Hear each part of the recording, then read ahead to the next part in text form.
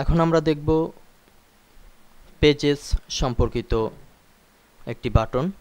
আমরা যদি এই পেজেস এর পাশে ক্লিক করি তাহলে প্রথম যে অপশনটি আছে সেটি হচ্ছে পেজ। তো পেজ হচ্ছে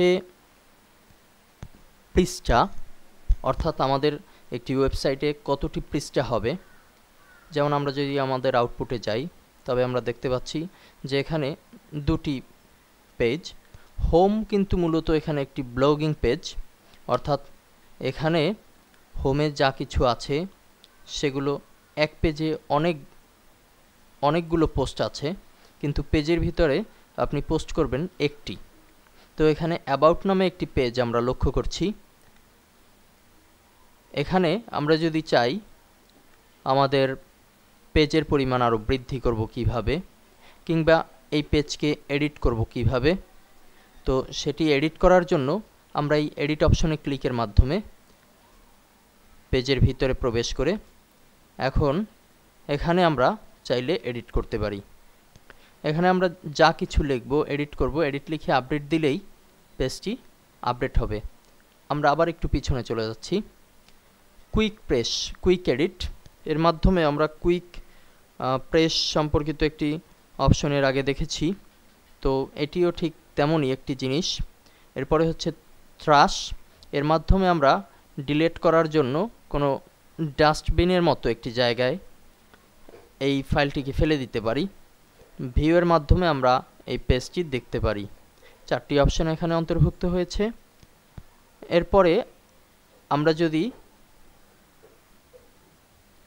দেখতে চাই যে কিভাবে আরও একটি পেজকে এখানে অ্যাড করা যায়, সেটির জন্য আমরা অ্যাড নিউ বাটনে ক্লিক করছি। এখান থেকে আমরা লিখলাম contact.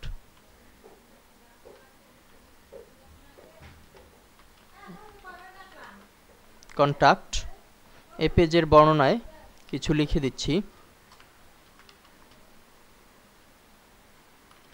This is the contact page.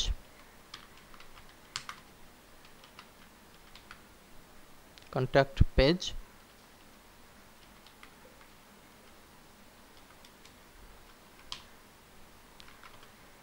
You can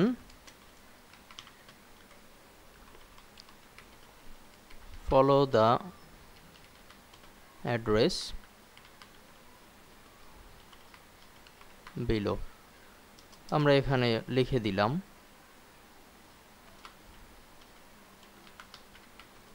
Alhera multimedia,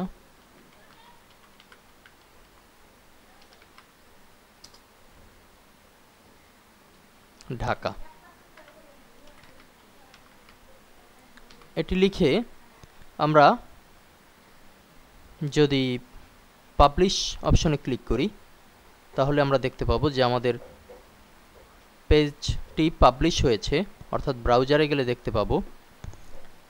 ব্রাউজারে আমরা যদি রিলোড দেই, এই যে কন্ট্যাক্ট নামের যে পেজটি আমরা তৈরি করেছি সেটি এখানে পাবলিশ হয়েছে। আমরা যদি কন্ট্যাক্ট অপশনে ক্লিক করি তাহলে আমাদের লেখাটি প্রদর্শিত হচ্ছে।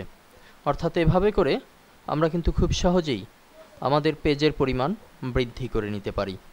আমরা যদি পেজের ঘরে যাই তাহলে আমরা দেখতে পাচ্ছি যে দুটি জিনিস এখানে অন্তর্ভুক্ত করা হয়েছে, একটি হচ্ছে অ্যাবাউট আর একটি হচ্ছে কন্ট্যাক্ট।